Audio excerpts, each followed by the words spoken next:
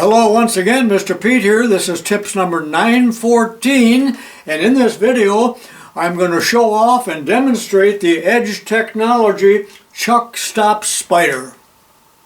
Thank you to my friend Andy Current for loaning this to me. I do not actually own one, but the purpose of the Chuck Stop Spider is to hold thinner stock in the 3-jaw chuck of your lathe, so you're holding it safely and straight so it doesn't wobble as it turns. So I'm going to demonstrate two different applications of that, and I think you'll find it interesting. Now, there's complete instructions on the back of the package that you'll want to read in addition to what I'm going to tell you in this video.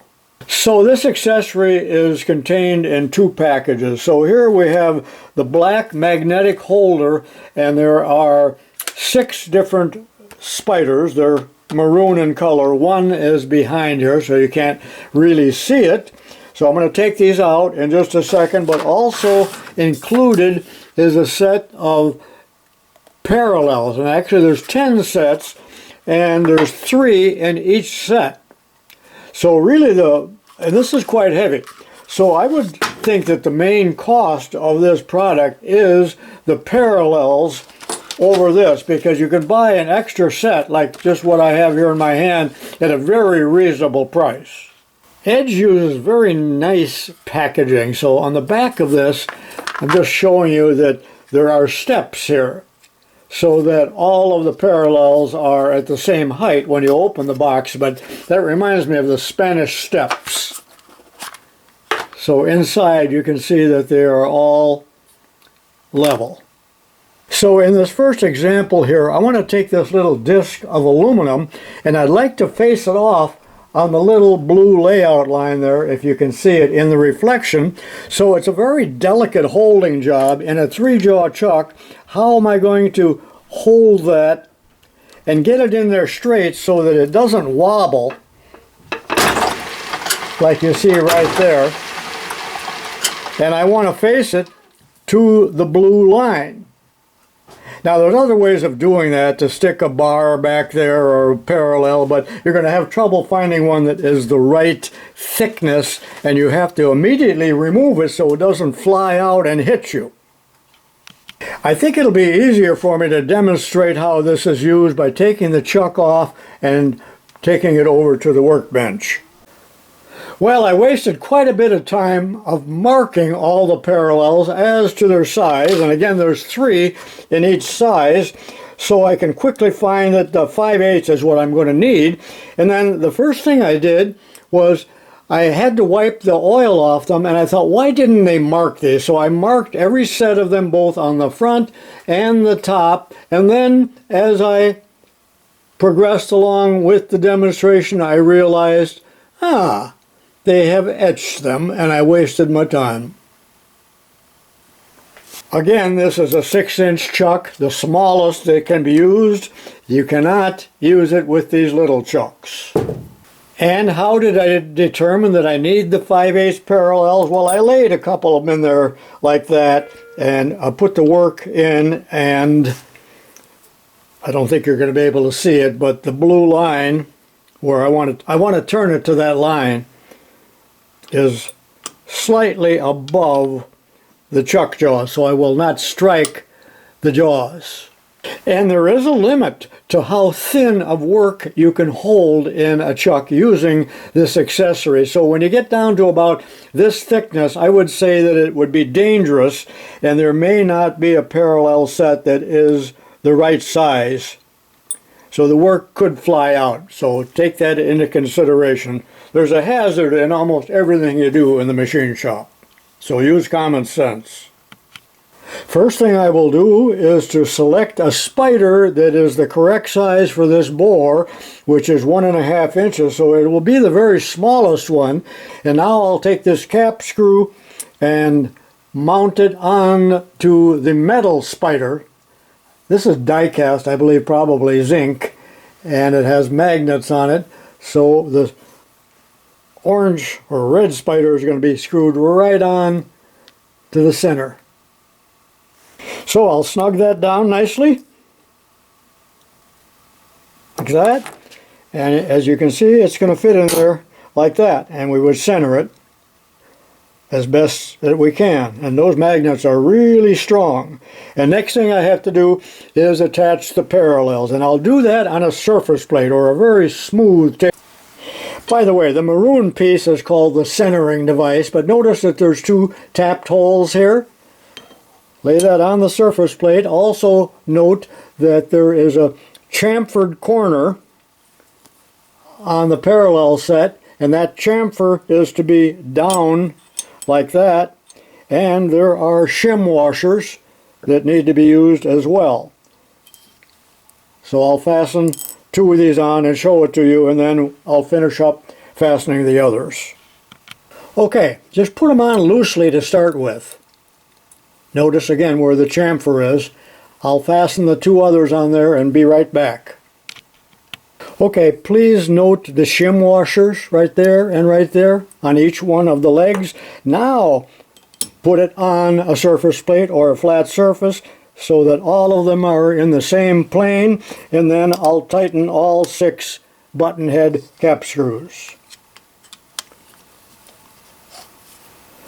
That's what it looks like, ready to install. Make sure that the chuck face is clean and there are no burrs on it that would interfere with the parallels, and the centering device is going to go right in the center as best you can. Don't pinch your fingers, the magnets are very strong, and I'm centering the spider pretty much in the middle of the two jaws. And since there is some play, try to center it to keep it in balance. And notice that I said that 6-inch chuck is the maximum size, because as you can see, if it was a smaller chuck, these would stick out and be very dangerous. So in this make-believe scenario, I'm going to face this disc down to the blue line. So I'll put it into the chuck like this. Now, of course, you'll probably have the chuck on the machine. Snug it down. And you can see the blue line is above the jaws, and the work will be held safely without risk of it flying out. And the chuck is installed on the Atlas lathe.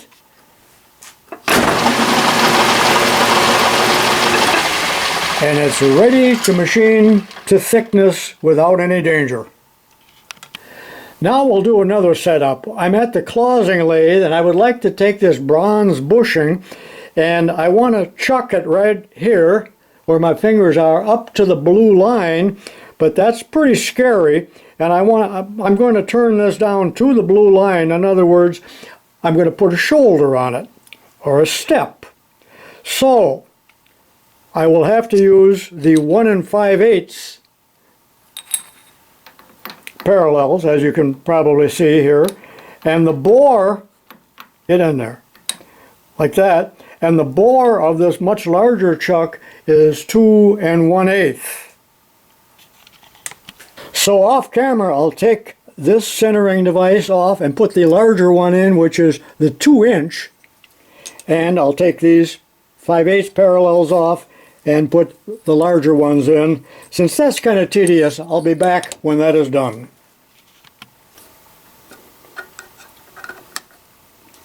Okay, they're all tightened up and it doesn't rock and roll. Ready to install.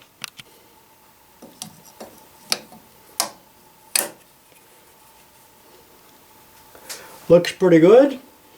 And the workpiece itself,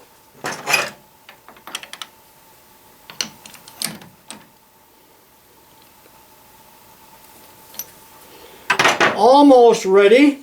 Now, I could go ahead and turn it down, but it scares me a little that there's not a whole lot being held in the chuck jaws.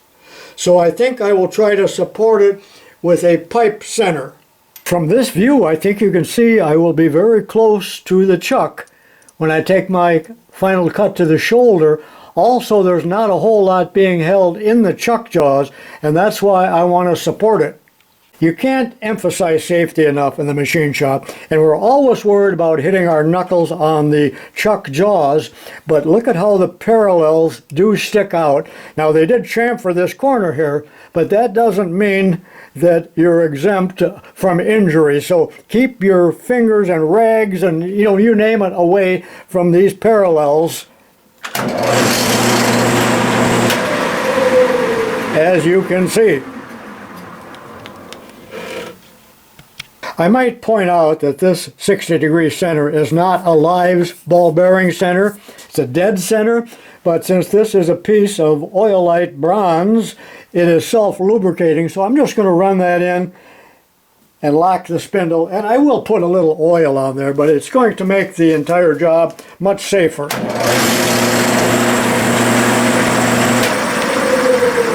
I'm not actually going to take a cut, but using high-speed steel like this, with a rocker tool post, you can see how I could come right on in to the layout line, set a stop so I do not hit the chuck jaws, and turn this down to the diameter that I want. So that's a good way to do this job using this product from Edge Technology. Well, I hope you enjoyed the demonstration on the chuck stop spider from Edge Technology. They've got a nice catalog, so check that out. They got a website as well. And again, there's complete instructions on the back of the package. So take a look at some of the still pictures at the end, and you get yourself one of these. You can get them on Amazon and other suppliers as well. Mr. Pete saying so long for now. And here's a page out of their catalog.